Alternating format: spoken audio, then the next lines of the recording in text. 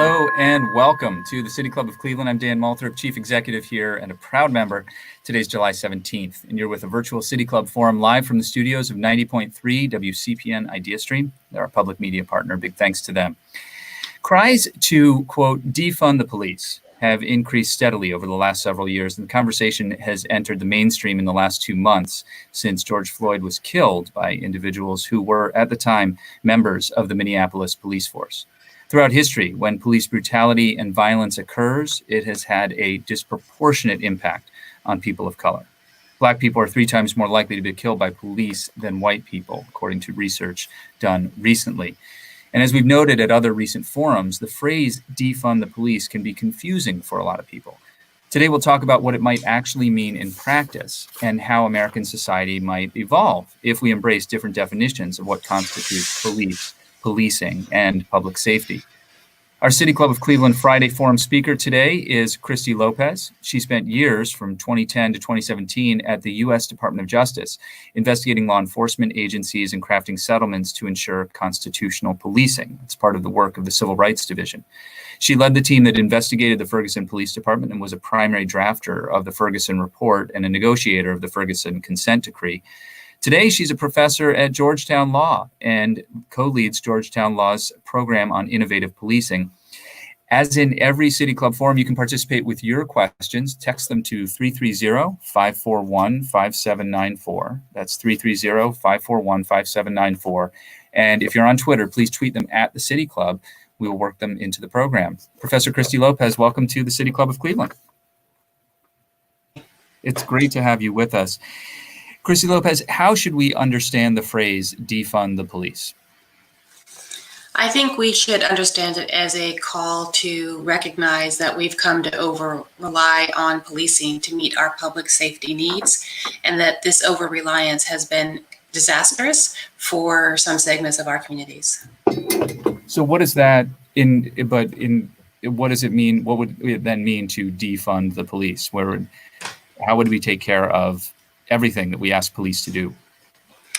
So what defunding the police will look like is different in each community, but I think there are a few principles you can use to guide you in that quest.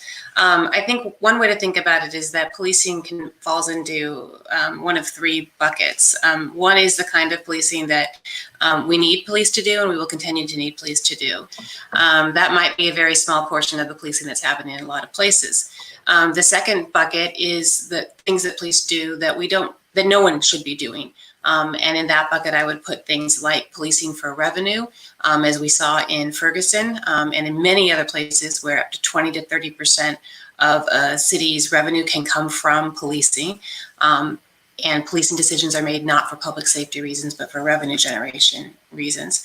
And then the third bucket are things that somebody should be doing, but the police probably aren't the best people to be doing those things. And that might include everything from taking accident reports to responding to persons who are in mental health crisis but are not being violent in any way, to family squabbles, to people who are homeless.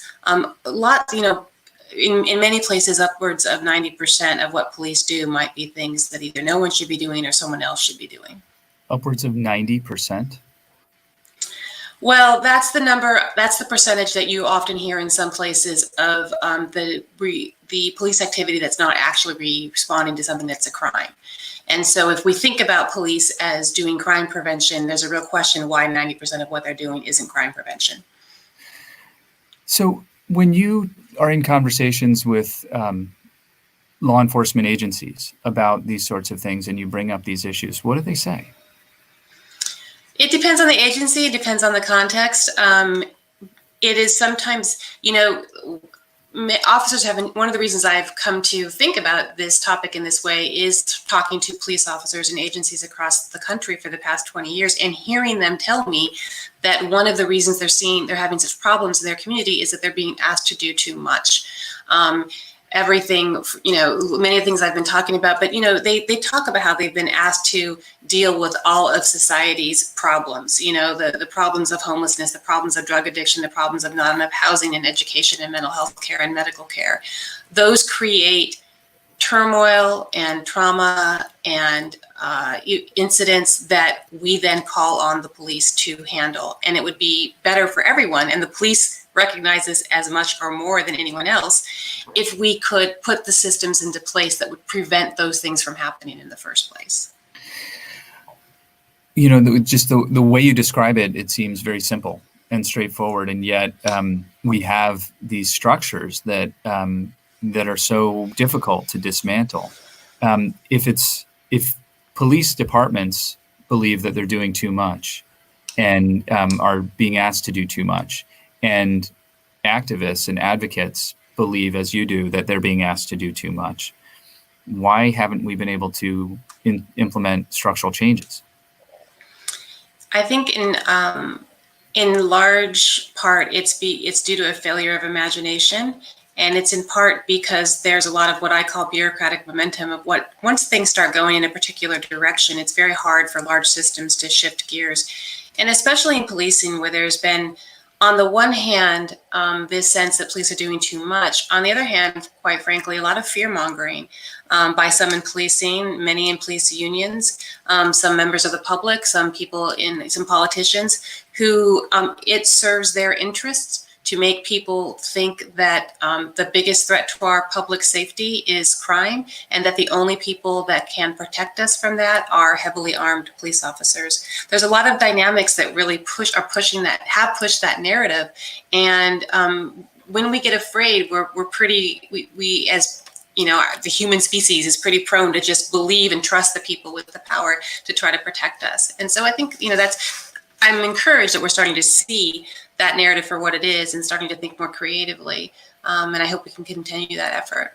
How much do you think police unions, this has come up repeatedly in public conversations I've had with community members on Twitter, how much of a part of the problem are police unions? Well, again, it depends on the state and the department, but in some places, police unions are quite a big problem. And I think, you know, one thing to keep in mind is that police unions, oftentimes the leadership is not really that responsive to the needs of their entire membership.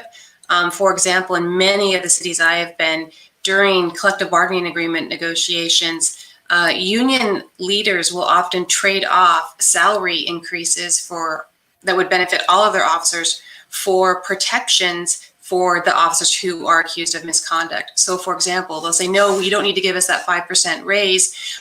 Instead, just make sure that we can have a week or 48 hours or whatever it is before you question us about an officer involved shooting.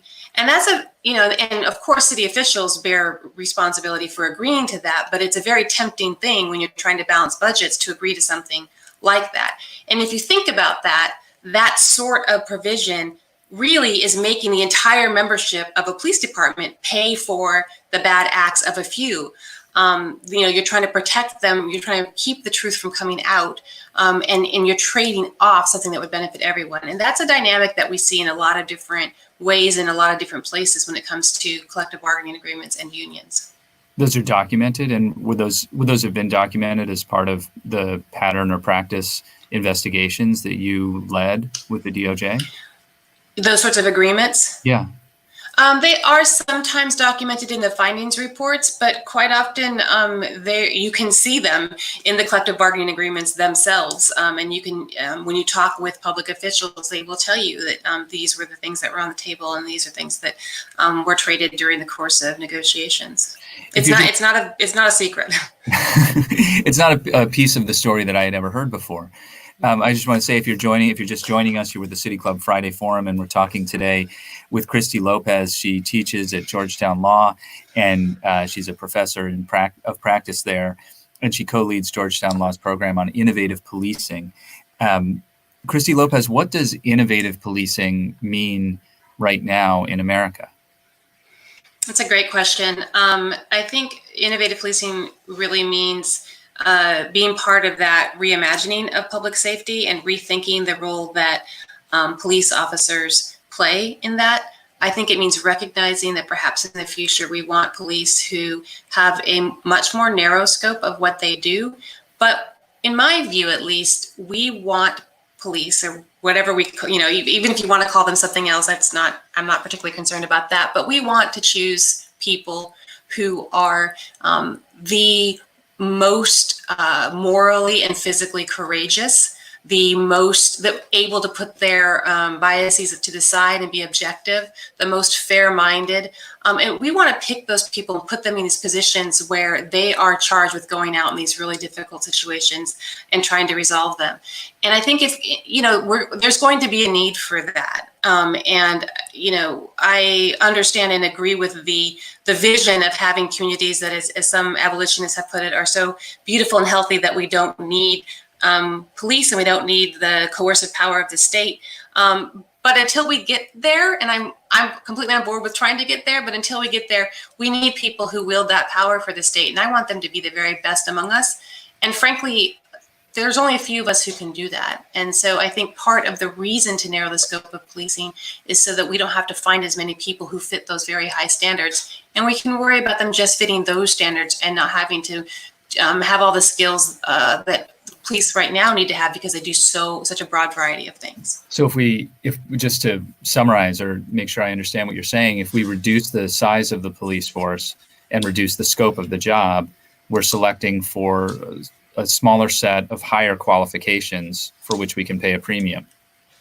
That's exactly right. And of course, we have to be very intentional about what it is we're trying to create. And I think one way to think about that is a way that Sue Rohr and others have emphasized is sort of demanding that our police officers be guardians rather than warriors, and really instill them with that mentality. And that is definitely something. You asked what innovative policing means. That's part, I think, of what we're trying to do with the Innovative Policing Project in Georgetown, is sort of create a way of thinking for police officers that is both sort of, it requires them to think about the way they exercise their discretion in a way that is more judicious and more empathetic than they might have come to understand is the appropriate way to exercise their discretion in the past. So that's part of what we're doing there through our Police for Tomorrow program and things like active bystandership training, which I'm happy to talk about later. But that sort of approach to policing, I think, will put us in a better stead in the future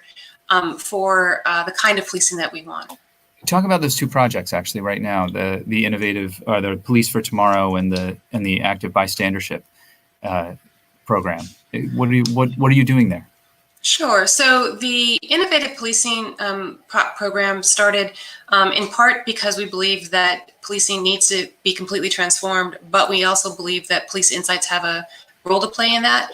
And the Police for Tomorrow program in particular is trying to address one of the overlooked segments of policing, which is young officers, or not, I shouldn't say young, new officers just coming into the field.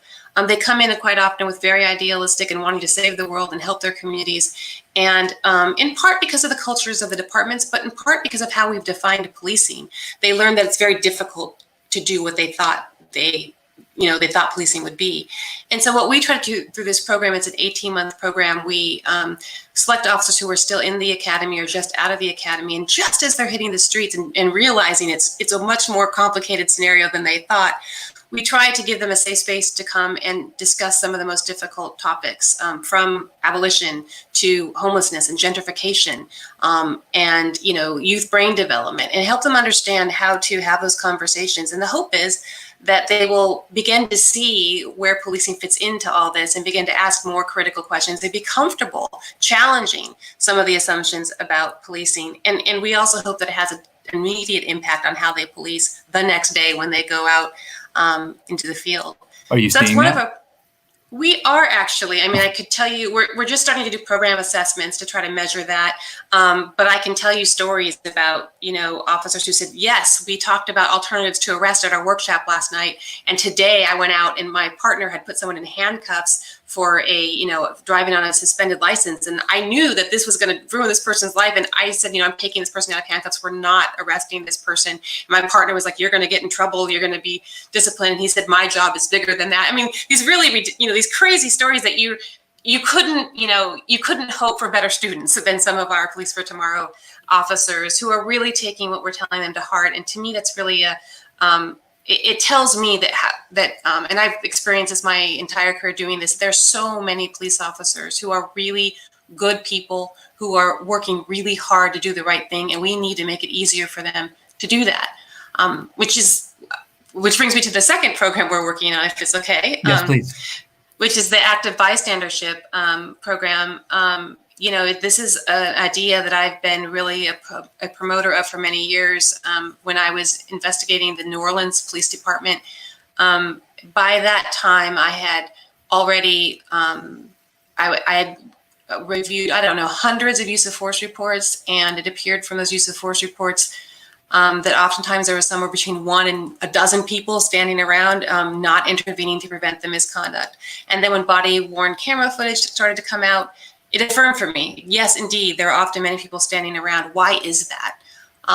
A longtime civil rights advocate in New Orleans named Mary Howell brought to my attention the work of a Holocaust survivor and social psychologist named Irvin Staub.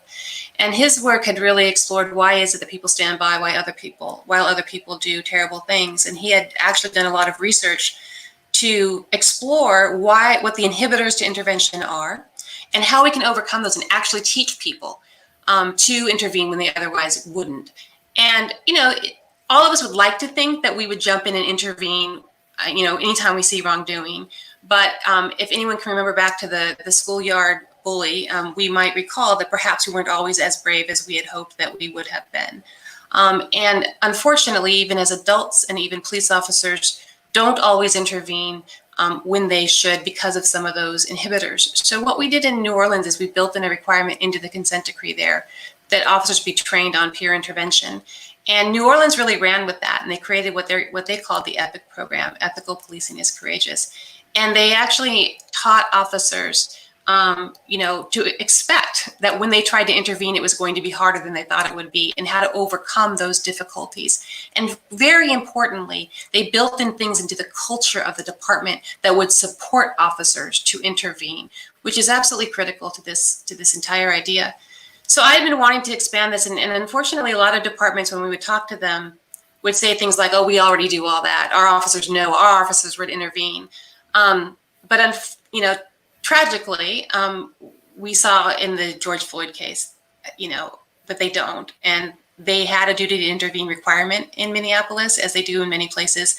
And you saw, at least from what we understand, one of the officers, tried to intervene, tried to say something, and it didn't work. Immediately gave up. That's classic, what you would expect. And so it seemed like the right time to try that. People might be listening finally, and we might be able to get agencies to understand the importance of teaching their officers to intervene and of creating the cultures for officers to intervene. And so we started what we're calling the ABLE, active bystandership for law enforcement. And the idea there is to give every law enforcement officer in the United States the opportunity to learn how to intervene and to ensure that every police department and law enforcement agency creates a culture that supports intervention.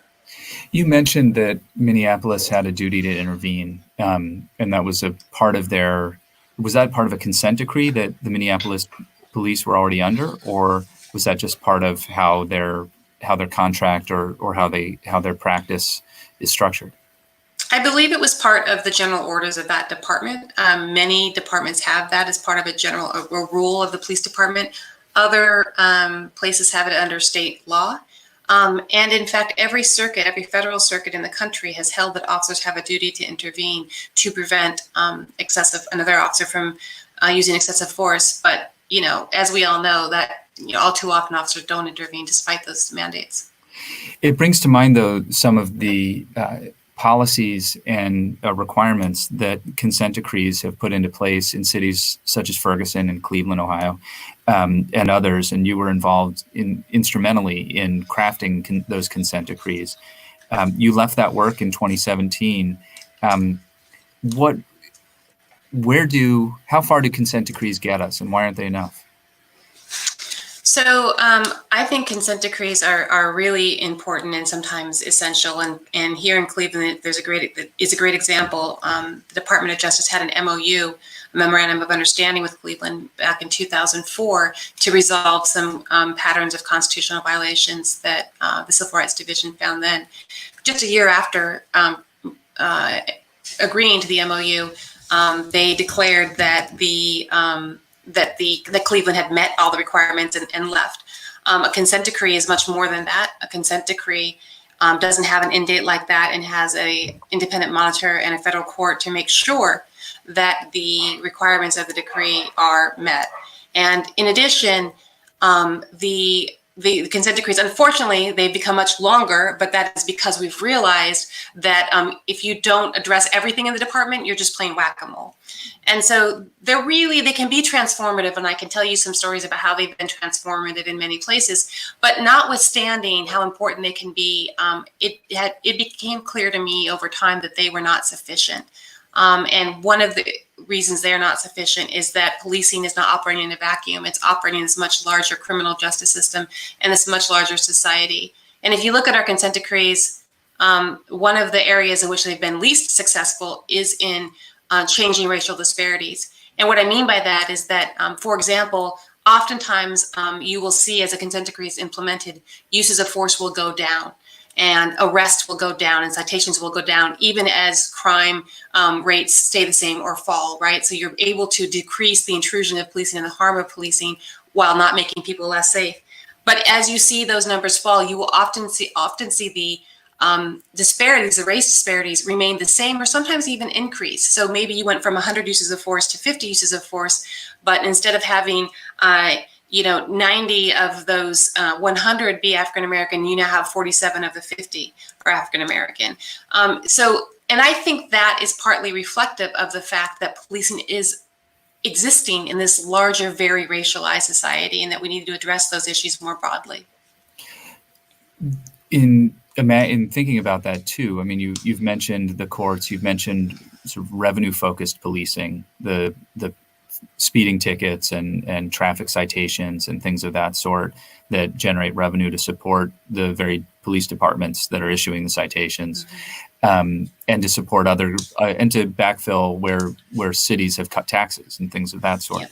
Yeah. And then alongside all of that are the courts themselves and our prosecutors. Yeah. So that was one of the things that became quite clear to me. I actually got into policing work because I was doing prisons and jails conditions work, and it was quite clear to me that people that were in prisons and jails, it wasn't helping anyone for them to be there. They didn't need to be there. But and so I went upstream a bit to look at policing. And then as I worked on policing, I realized, oh, wait, there's a lot, we love to throw police under the bus when anything goes wrong. But a lot of what is going wrong in policing is completely because prosecutors and judges and legislators, all lawyers like me, have been, setting up systems that really demand that officers, arrest people, cite people, stop people, and then that creates a lot of inherent problems that then the police themselves are forced to face, and the prosecutors and judges and legislators kind of get off scot-free. It's one of the reasons I actually left DOJ, was to actually go to a law school where I could talk to the future lawyers about our role and our need to own this problem. Does it feel to you that was something that was missing from your own legal education? Oh, absolutely. I think until, at this point, it's probably been about 5 years or so where prosecutors are starting to get some attention. Before that, there was just really no attention to the role that prosecutors play in problematic policing. And I think only just now, within the past literally 6 months, are we starting to see a little bit more movement on the role that judges play, and the need for judges to be more proactive about problematic policing. When you and I spoke earlier in the week to prepare for this interview, you spoke a lot about non-reformist reforms. And I know that there are people who are listening to this, and suddenly I've said that, and they're saying, what on earth could that mean? Others know exactly what that means. But for people who are digging into this issue and really grappling with the idea of defunding the police for the first time, what does that refer to? What does that actually mean, non-reformist reforms, and what does it sort of stand in opposition to? So non-reformist reforms is an idea that I thought was my brilliant idea, but it turns out many people thought of it many times before I did. But it really spoke to something that I was discovering as I did this work, which was that in my view, there is a responsibility and a need to try to make changes to policing immediately, because we can prevent harm, we can save lives, we can save neighborhoods if we make policing better in the here and now. At the same time, as over the years, as I had this growing recognition that police are acting in this larger set of systems, and that we have to actually address all of those things, and this was much bigger than policing, and realizing that part of that means narrowing the scope of policing and rethinking public safety. I didn't want to be part of creating reforms that actually amplify policing, things that actually entrench more policing through the guise of reforming it.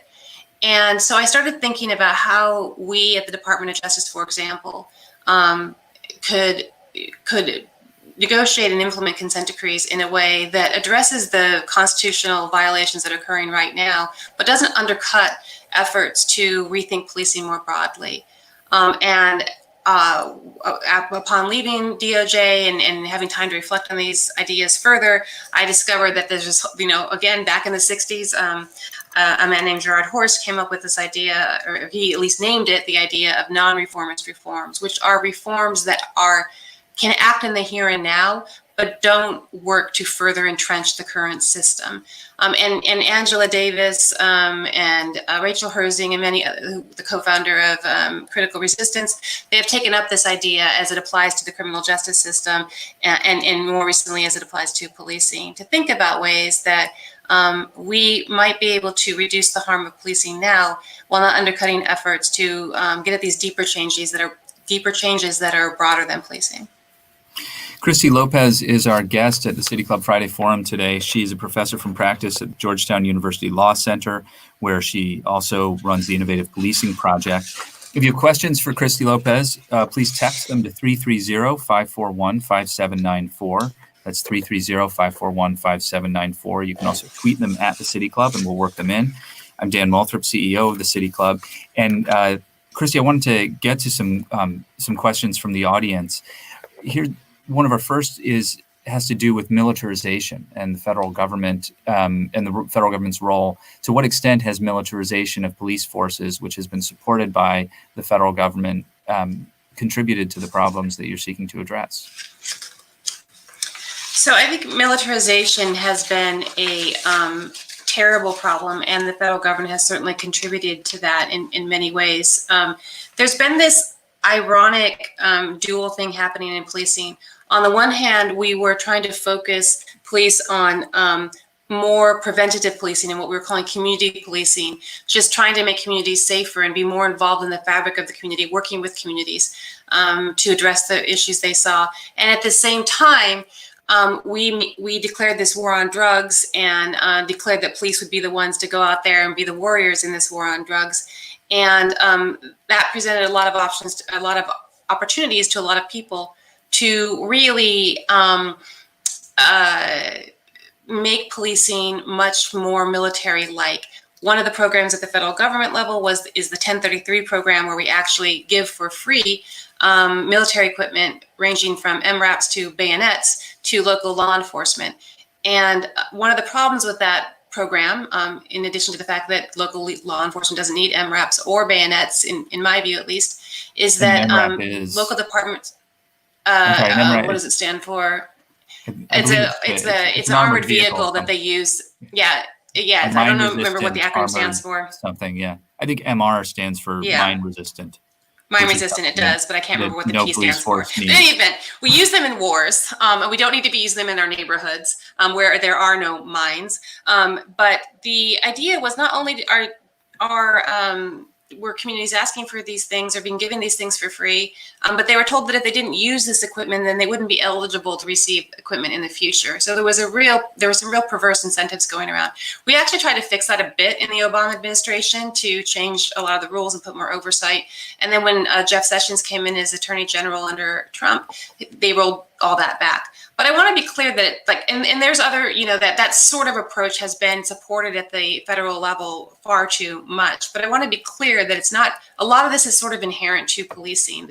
Or not inherent to policing, but I mean, it doesn't have to be part of policing, but it has been part of policing for a very long time.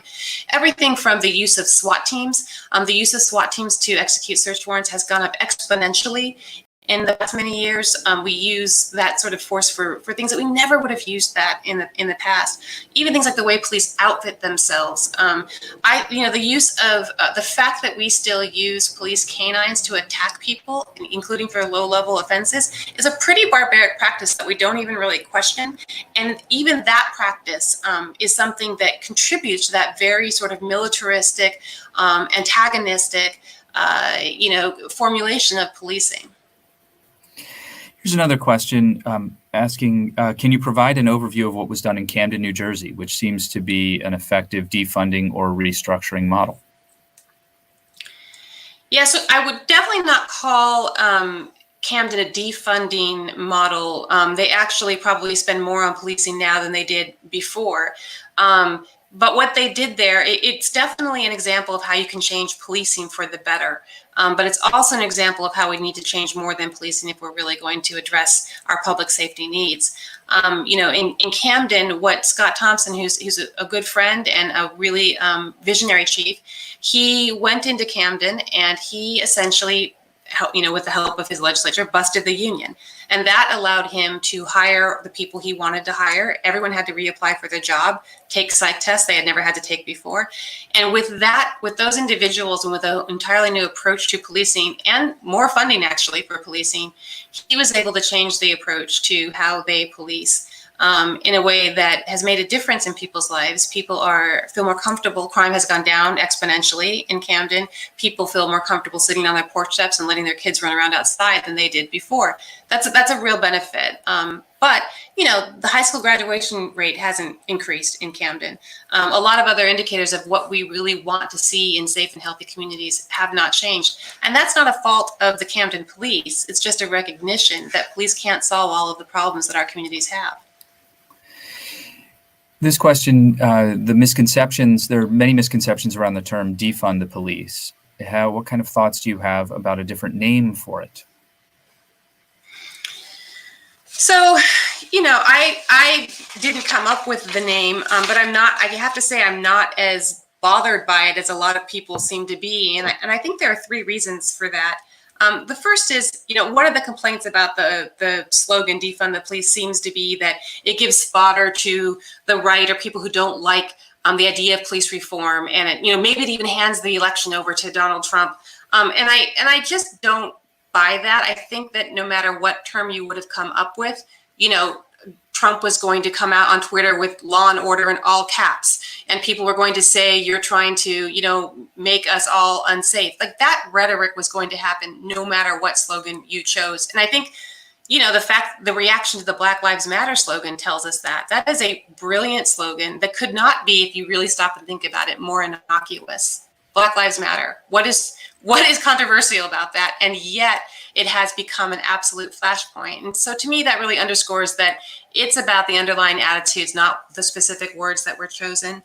The other complaint I've heard about defund the police as a slogan is that it requires an explanation. And you hear people say, anytime you're explaining your slogan, you're losing. I think anytime you're not explaining your slogan, you're oversimplifying.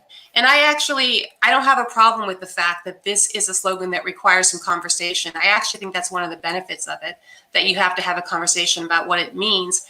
And then finally, what I like about the slogan is that it really does require you to question your assumptions about public safety and to question, wait, is $100 billion a year on policing the best way to be spending our money and keeping ourselves safe?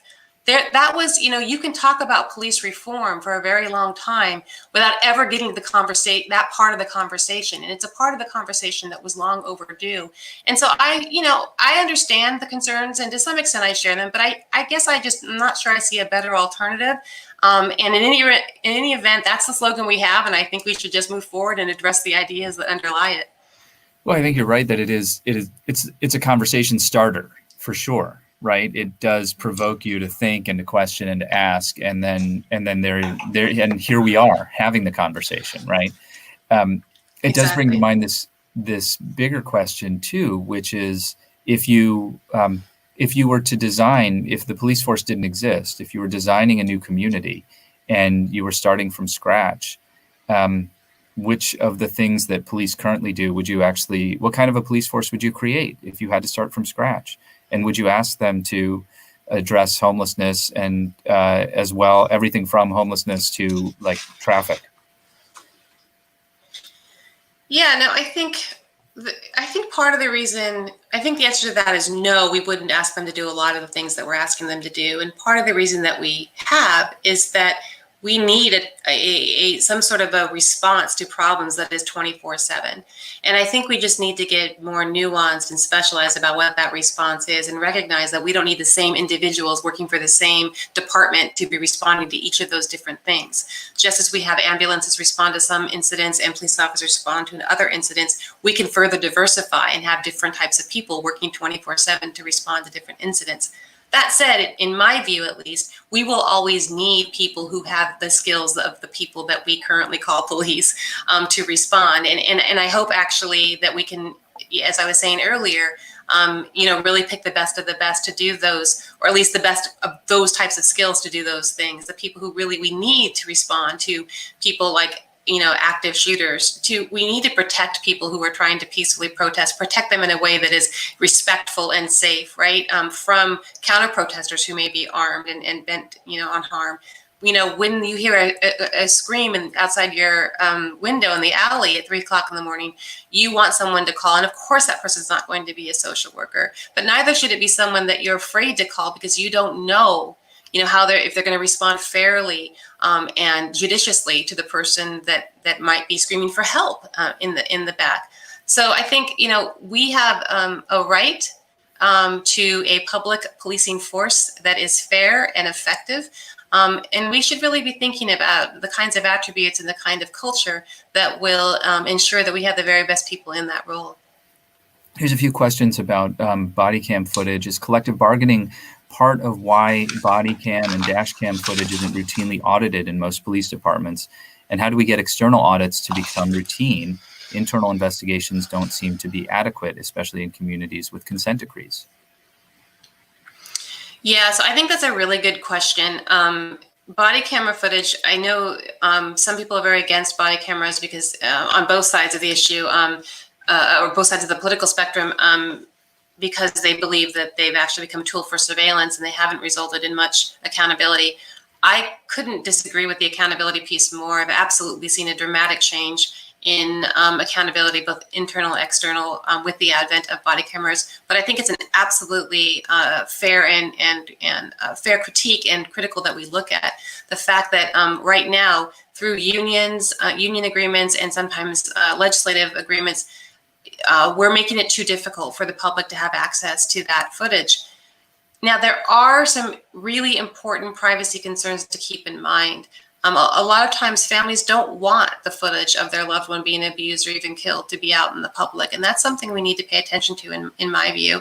Body camera footage often catches people on the worst day of their lives, and you don't want that, becoming a viral video. Police officers have legitimate privacy concerns about body cameras as well. So I think it's not simple as some people would think, but I absolutely agree that we are in danger of having a tool that is only used for evidence collection and is not used for accountability. And I think that would be a real disservice and a missed opportunity and completely inconsistent with where policing needs to go if we were to allow that to happen. Regarding prosecutors, how much of law school is spent on understanding the role of indictment procedures? Locally, we know that grand juries don't often have hands-on access to much direct evidence. The indictment process is a systemic structure that seems to collude with stacking of charges, which results in plea bargains, many of which are often fictional, which systemically is a tool of mass incarceration. How do communities advocate for an implementation of real change when the current system is so entrenched? That's a great question about that really highlights the role of prosecutors and highlights the need for us to have a better understanding of how that implicates the system. In the answer to the question of how much time is spent on that in law school is very little and not enough. Georgetown, where I teach, is one of the very few law schools to require that students take criminal procedure, which does get at these issues. And I teach that course, and as you might imagine, I spend a lot of time talking about the systemic features of these problems. And at Georgetown, we also have a very strong clinical program that allows students, as law students, to actually go in and defend people and see how the process actually works. And many, Georgetown is actually known for its clinical program, but many law schools do have those clinical programs, but they don't always put the emphasis on this that I think we should be having. And honestly, I think we should be learning these things in high school. I think this is part of just good citizenship to understand not only, when we learn government in high school, it is nice that we know the three branches of government and that we have a bicameral Congress, but we should also know how our local prosecutors are acting and how our public defenders are acting and what our judges do. That's going to have a much more direct impact. And it's really how democracy plays out every day. The plea bargaining system, which isn't really a system, it's a very informal sort of arrangement, I guess, among criminal defense lawyers, prosecutors, and judges. It's not it doesn't work the same. It works differently in every single courtroom across America. And there are some places where there's an agreement that you can, be arrested for one thing and plead out to jaywalking. And then there are other judges who insist that pleas actually be represented by facts or supported by facts. And the ways in which charges are brought, though, I mean, can you just comment a little bit more on the way charges are brought and the ways that prosecutors and police work together to bring those charges, which are often considered, some would say are overcharged defendants in the hopes of getting a simple guilty plea on something else? Yeah. So there is definitely a dynamic has built up in many jurisdictions, and maybe almost every jurisdiction, although some prosecutors are now pushing back on this a bit, of overcharging in order. It's seen as a form of negotiation, right? You come in with your strongest bid, and for prosecutors, we can put on all sorts of charges, and then we're going to get a better settlement. Now, I think prosecutors most prosecutors, I think, know that their goal is justice, not a conviction and that sort of thing. But I do think that we've normalized a lot of pretty extreme charging decisions and sentencing decisions. And I think that prosecutors sometimes do see it as sort of a game that they're winning, even though they don't mean to. I think, for example, the Serial series that focused on right there in Cleveland in the court system there was actually quite good at exploring how people can, fall into this sort of game of this, and it's forgetting that it's people's lives. The police officers absolutely play a role in that, and prosecutors sometimes will really, inspire the ire of police departments if they start to not charge certain things.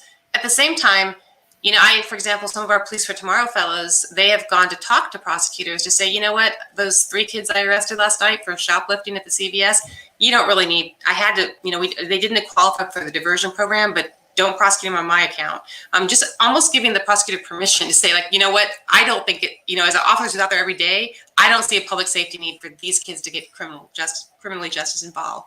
So I think that sort of communication goes both ways, and we need to be, as communities, we need to be inserting ourselves into that and making sure people really understand, and prosecutors and police officers really understand the harm that's happening because of some of these decisions. As I said earlier, we're talking with Christie Lopez of Georgetown Law about defunding the police and what it actually might mean in practice. It's a very straightforward question for you here, Christie. What can I, as an involved citizen, do to help make positive changes such as innovative policing in my community? That is such a great question. One of the things is to educate yourself about your community budget, your local budget. What is money being spent on and why? To educate yourself on, to think about what is it that you need and that you think your community needs for public safety. Part of that might be less crime, but part of that is probably also better housing and better education and making sure people have access to medical care and mental health care. What's going on in those? The great thing about this is that when we start to reimagine public safety, we realize that it's much bigger than we thought. So an after-school program is public safety. And much more public safety than another police officer. So if that's what you want to do, if you want to help start an after-school program, you're doing something that's going to be part of innovative policing, or at least innovative public safety. That's so important. Do you think it's incumbent, though, on concerned citizens to reach out to, I mean, Cuyahoga County, where we're sitting right now, it's not just Cleveland. Cleveland's one of 59 municipalities in Cuyahoga County, with 59 police. Actually, I don't know that there are 59 police departments. There are fewer than 59 police departments, I'm sure, and a multitude of court systems and so forth. Should citizens who are concerned about this be reaching out to their city council members, their local city council members, their mayors, in their own municipality, and asking what kinds of questions would they ask? What kinds of information would be most helpful to catalyze the conversation? Yeah, so they should be reaching out not only to their municipal leadership, but also their county leadership and their state leadership. And I wrote a document called Changing the Law to Change Policing, along with a bunch of other people. And we have items at every level that you can look at and ask questions about. But generally speaking, that's why I started with the budget question, because a lot of this is like, where are we putting our dollars? There's such a thing as the moral budget, right? And it really signals a lot and impacts a lot where things actually go. The other big issue is just data and transparency. Do you know in no state do we actually require that departments tell us how many times they've deployed SWAT teams or how? In Maryland, they had a law for a little while after a SWAT team shot the dogs of a mayor of a town, but that law was allowed to sunset.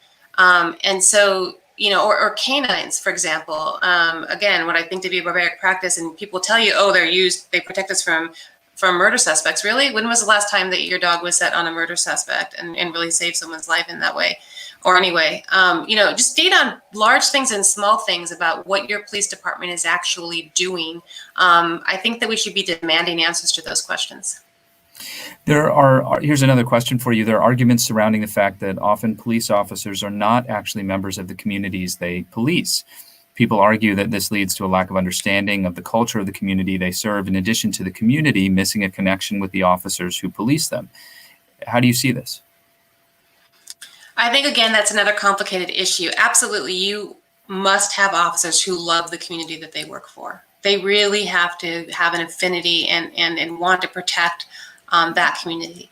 Now, unfortunately, that doesn't always mean that sort of residency requirements can take care of that. For example, Chicago PD has a residency requirement, and there's a lot of officers who don't, unfortunately, who don't exhibit a lot of concern and care for their communities. And there are other police departments I've been in that don't have residency requirements, and officers seem much more connected to their communities. So a residency requirement might be one way to do that, but it's not the only way, and it's not a panacea in my view. But the underlying point of we're having trouble needing connecting officers with that are Christie connected right to now. communities is absolutely key. We're going to try and get her back. I'm Dan Malthrop. You're with the City Club Friday Forum, and our guest today is Christie Lopez. She is with Georgetown Law, and she runs the Center for Innovative Policing there. You can text a question to 330-541-5794, and you can also tweet your question at the City Club. We've got time for a few more as soon as we've got her back. Christie, you dropped out just in the middle of your response to that last question. I want to invite you to pick that up. All right, am I back now? You are back. Okay, I apologize for that. I don't know what happened. I was saying that that residency requirements are often the way that people try to get the connection between officers and their communities. And that connection, I absolutely agree, is necessary. You need to have officers who love their communities and want to serve them. But as I saw in places like Chicago, where they have a residency requirement, it's certainly no guarantee that just because officers live in that community that they're going to be connected to and care about that community. And in other communities I've been, not that many Chicago officers do care about their communities, but many didn't, despite the fact that they lived in the city. In other places I've been, officers, there was no residency requirement, and officers really they nonetheless had a connection to the community. So I think you just need to find the ways to ensure that officers care about the city, they want to serve this city, regardless of whether they are living within its city limits. It sounds like it comes back to that point you made earlier about if we reduce the size of the police force, then we can be more selective about who become police officers, and we can select for that kind of empathy. Yeah, exactly. And what we've been doing to date is mostly screening out officers with psychological problems, for example. And what would be wonderful and ideal is if we could screen in officers who are exceptionally qualified in these different areas, exceptionally objective, with exceptional moral courage, exceptional empathy, that's the kind of thing that could really begin to create policing that we all need. Another question, I've heard that there are around 19,000 different police departments inside the United States, each with their own rules and policies. Wouldn't it make sense to have some comprehensive rules and policies across the nation? Yeah, it would. So it is difficult. We do have the one set of rules are the Constitution and the Fourth Amendment. We do have the Constitution, yeah. We do have that still, last time I checked. And the Fourth Amendment still does apply, but unfortunately, this is where more lawyers get the blame here. Our Supreme Court and many of the federal courts have not done a very good job, in my view, of recognizing the import of having strong constitutional rules. But it is very difficult when you have many different standards. At the same time, there's a lot of opportunity that level, there's lots of different opportunity for creativity.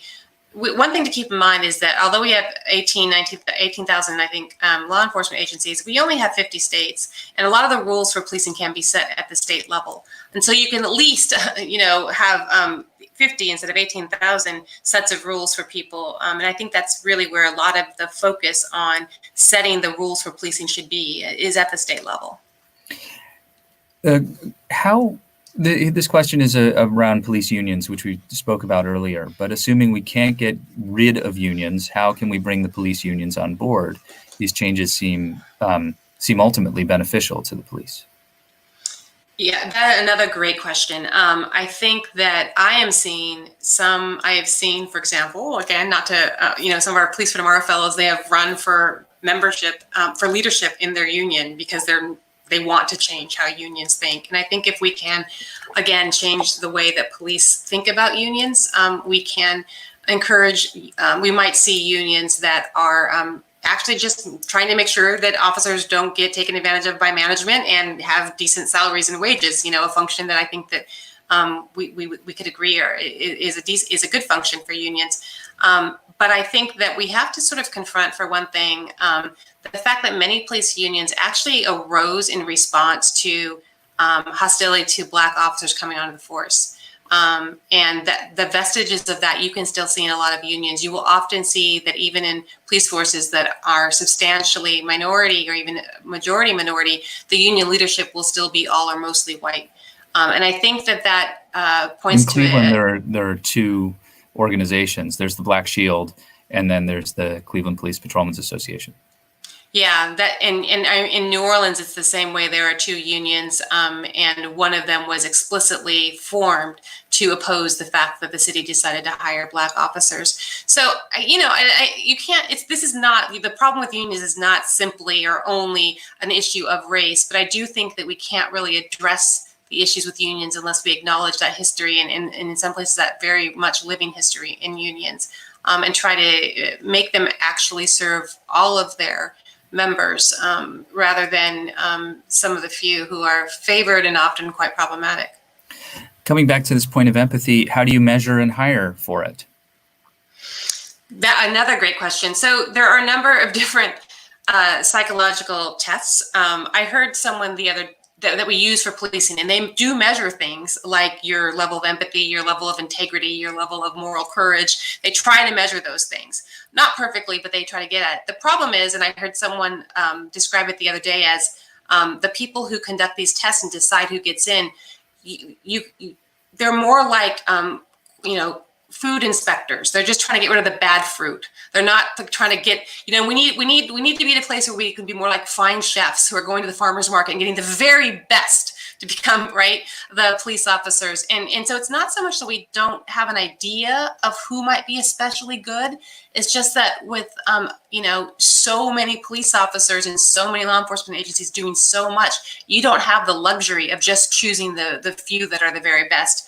And unfortunately, a lot of people who are fine people, but maybe not the best people to be police officers, become police officers nonetheless. Okay, Christie, last thing, very quickly, 3 things that police departments can implement right away. Oh my goodness. Active bystandership training. Absolutely. It's a no-brainer. We and other people are offering it for free to people and support that. That can make a difference tomorrow. And actually, it is a non-reformist reform because it helps change that culture of policing. I think another thing is to Really work on your recruiting and make sure that your standards are high and make sure they're what they should be. And then the third is to look at the scope of your policing and begin right now to determine whether the things you're doing you really need to be doing. Christie Lopez is professor from practice at Georgetown University Law Center. Christie, thank you so much for your work and for sharing it with us today.